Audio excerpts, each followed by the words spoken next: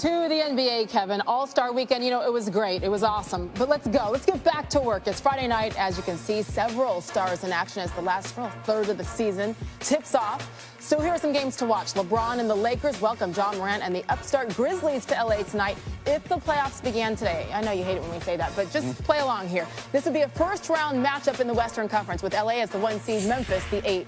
In the late ESPN game tonight, Zion and the Pelicans taking on the Portland Trail Blazers. It's in Portland. Zion's averaging 22 points and 7.5 boards so far this season. No Dame for Portland, nursing a groin injury. Both teams chasing the Grizzlies for that 8th seed.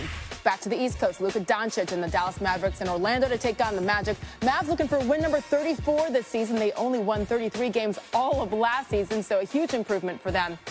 And finally, a big one for playoff positioning in the Western Conference. 8 Eastern on ESPN, Nuggets take on the Thunder. Denver's Nikola Jokic has 11 triple-doubles this year. That trails only LeBron and Luka. Jokic getting it done in the Mile High City. So here's your seeding out west as of right now. Lakers, of course, with a 4-game cushion over Denver, who enters as the 2 seed. It's really tight at the top, though. As you see, only a game and a half separates the 2 seed, Denver, and the 4 seed, the Utah Jazz.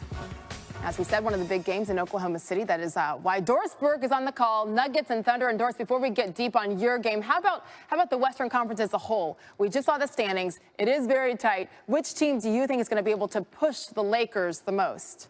Yeah, I know the odds makers put the Lakers as the favorite, but the team with the highest ceiling to me, Sage, remains the Los Angeles Clippers. With the addition of Marcus Morris, you have legitimately 4 different guys who could go for 30 points on any given night. Really, it's 5 if you include Montrezl Harrell. So you have shot makers in Kawhi Leonard and Paul George. You have Marcus Morris, who can go create his own. And we know what Lou Willie's the greatest scorer off the bench in the history of the game. So 4 legit guys. They can be elite on the defensive end, with Kawhi Leonard holding opponents to 26% shooting when he's guarding them. The one area you can get to him, Sage, is on the glass, and that obviously is where the Lakers would have the advantage. We talked about chemistry with that team, bringing them all together. It looks like it's beginning to come together for them right now. Denver, a game ahead of those Clippers right now, though. A lot of people think that we're sleeping on the Nuggets. What do you think, Dorris? Well, they certainly believe that. They feel like there has been a lack of respect for what they have achieved. But this is a team that lost a Game 7 on their home floor a year ago. But here's what I know. Nikola Jokic is the only player in the league right now, Sage, averaging 20 points, 10 boards, and 6 assists. Giannis is close. But Jokic has 4 game winners this year. He's been absolutely dynamic in the clutch, and he can affect winning with his scoring, with his rebounding, and most especially with his passing. He has unique tandem with Jamal Murray, who over the last 5 games is averaging almost 30 points. The reality about the Denver Nuggets is the collective whole is better than the sum of their parts is just tremendous. Michael Porter Jr., can he continue to build equity with his teammates? He can be a shot maker if he can get into the playoffs and not let that inexperience bother him. I like the sum of the parts with Denver. They pushed Portland to 7 games in last year's conference semis. It's a good young team, maybe better than last season. We shall see. Doris and the crew getting set to see them tonight, 8 Eastern in Oklahoma City. Thank you, Doris. Talk to you soon. Let's go, Chris. Let's go. Remember the Lakers-Clippers game that was postponed on January 28th? It's been rescheduled for April 9th. That's perfect. Hopefully we'll have everything on the line. Clippers and Lakers in shape to determine, the number 1 seed in the West.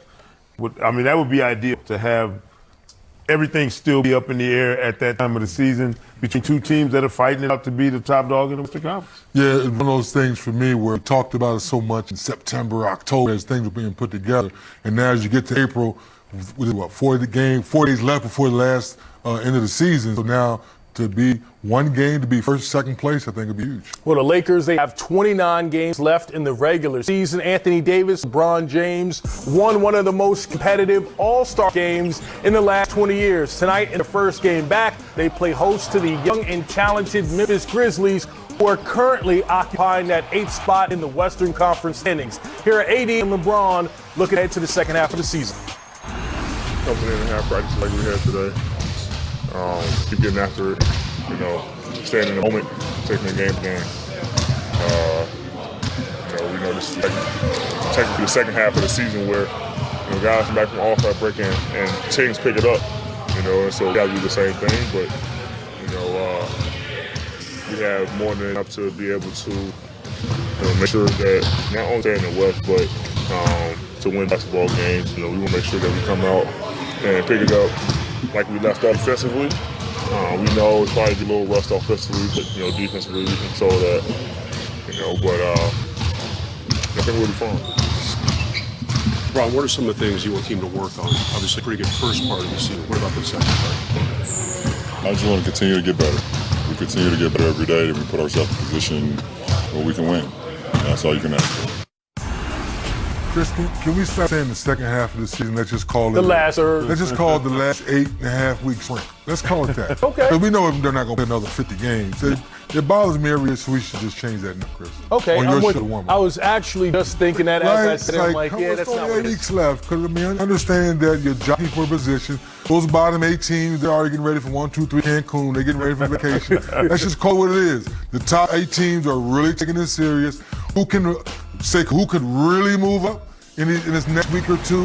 Who could slip? Yeah. 7 or 8. Do you really want to hold on to 7 or 8? Do you really want to slip out into a lottery pick? So only a handful of teams are really, really locking in the honing in, saying we really got jockey for a better position. So looking at the Grizzlies and the Lakers, it's a possible playoff preview in the sense the Lakers, the 1 seed right now, the Grizzlies sitting in that 8th spot.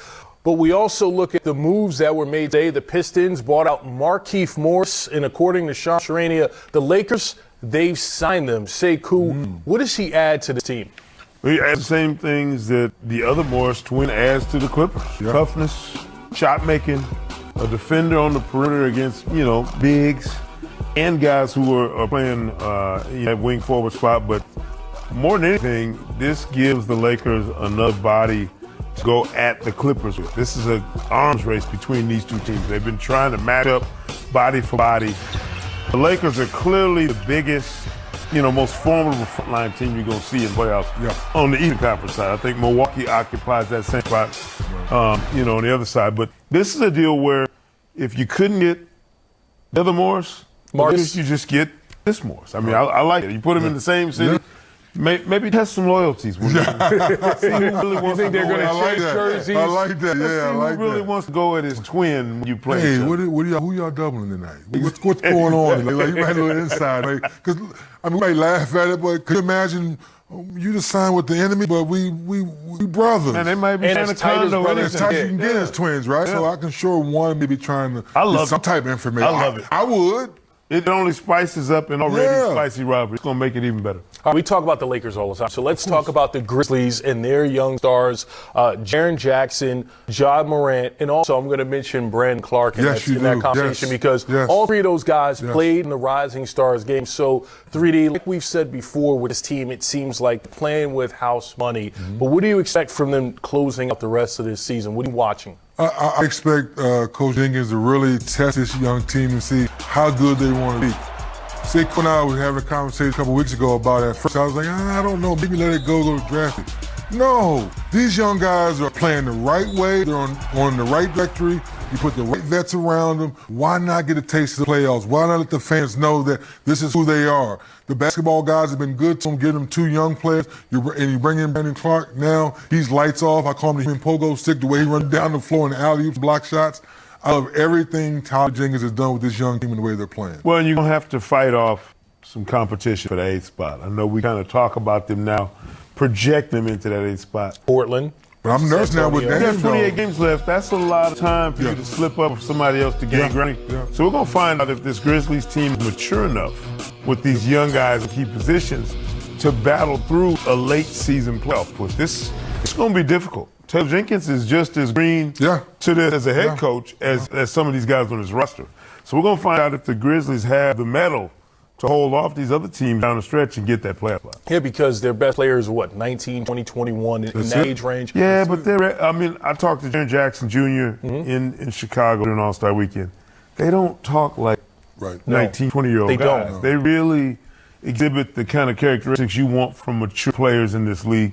I would imagine they can put up a vicious fight for that 8th spot. It's just going to be a matter of can they hold out. Now, with Dame Lillard's growing injury, how long, if that's going to be more serious? Obviously, the dying effect down in New Orleans, they think they can fight 5 games back for them. So all of that's good conversation. I think the real team we give eyeball to is the Spurs because we know they have that pedigree, Pop's there. And can DeMar DeRozan and LaMarcus Aldridge get back to some type of all-star play? To your point, Sekou, you would give them a legit chance. But if Dame it's banged up more than we think it is, then you kind of get pork. And we don't even talk about Sacramento and Phoenix, who are really, if you look at the numbers, they're right there. They're right there too. But we're not talking about them. If one of them will get hot, one of those teams get rolling, you know how it is after the start break. Somebody's schedule might open up, anything. An injury somewhere allows a team to get cranked up. This race could be much more interesting, Chris, than we think. Ja Morant, Jaren Jackson, certainly two young stars.